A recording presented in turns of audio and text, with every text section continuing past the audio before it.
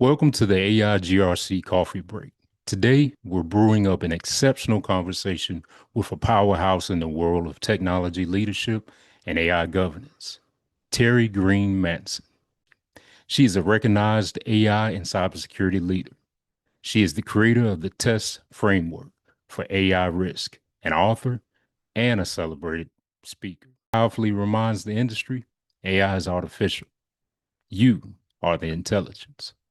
Grab your espresso and let's dive in. Hi, I am Teri Green, and thank you for having me at Coffee Break. So let's get into this. So the first question, you can see it above. And my answer is simple. What excites me most is that we are witnessing in real time one of the greatest technological shifts of our lifetime. When you think about this, AI, it has the potential to accelerate human potential, improve accessibility, strengthen decision making, and help organizations solve problems at a scale that we have never seen before. Now, don't get me wrong. There are some things that keep me up at night. And what keeps me up most is that many organizations are moving faster than their governance maturity. And I know you may be thinking, what do I mean by that? Think about this. We are deploying systems that people trust before they even understand what the systems touch, what it execute, what it stores, and what it trusts. AI security is no longer just about protecting infrastructure. It's about protecting decision integrity, human autonomy, and organizational trust. And as I always say, the reality is high risk is not a finding, it's a feeling. And if leaders cannot explain why they trust an AI system, then governance has already failed.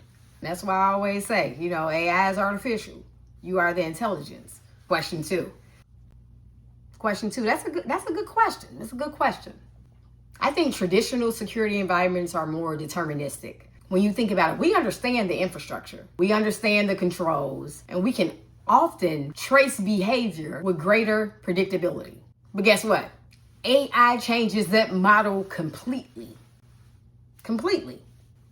Because with AI, now we have systems that actually learn, adapt, generate, recommend, and in some cases, even act autonomously, right? So now the challenge not only becomes trying to secure the security stack, but also securing the outcomes, the behaviors, and the trust relationships that's surrounding the AI system in general.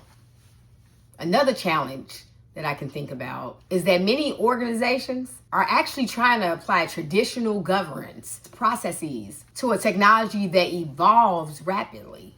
Think about it. Monthly review boards cannot keep up with the pace. So when you think about this, naturally for me, the biggest shift today in traditional security, we often protect systems. In the era of AI security, we are protecting systems that influence humans.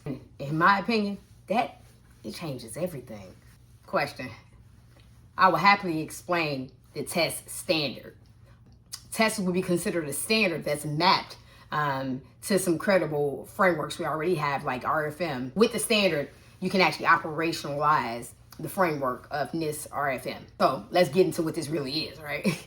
So T.E.S.T, it stands for touch, execute, store, and trust. I ain't fruition for a couple of reasons, right?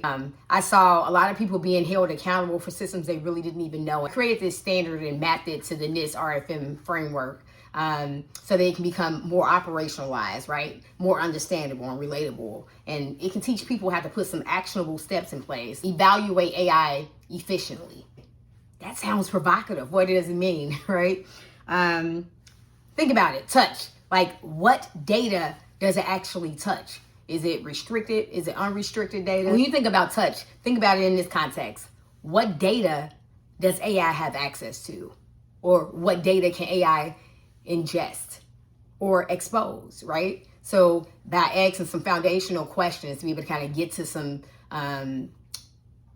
core competencies so you can be able to kind of think about things at a different rate of speed. Execute. What actions can AI perform or influence?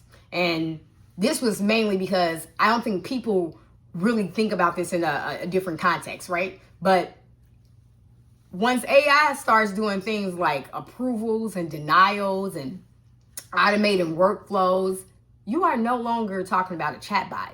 You're now talking about an actor within the business. So it should be actually treated with some different parameters. RBAC, better known as role-based access controls around it, so that you can be able to kind of control what it has access to and how that data is handled. Store. Think about it. The S is for store, right? What data does it store? Thinking about it, hey, man, like what information does it retain or learn? What does it store?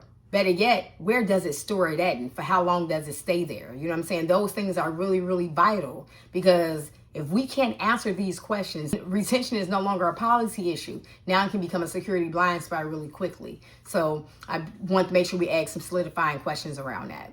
And last but not least, what does it trust? Think about it like, how much decision authority are humans actually assigning to AI? And what this standard does is it helps organizations move from opinionated or emotional driven responses. Securing AI is not just a technical conversation anymore. It is a business, a governance, and a human trust conversation.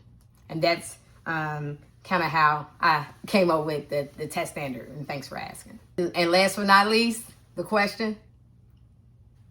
To be honest, I think this is one of the most defining conversations of this era, because the truth is policy is no longer enough. Organizations must be able to demonstrate visibility, accountability, and operational trust when it comes to AI systems. Hey, and if you were just curious, just a little bit curious, and you want to learn more, find me here. Go fight, win. And that's my hack to you. Thanks for having me.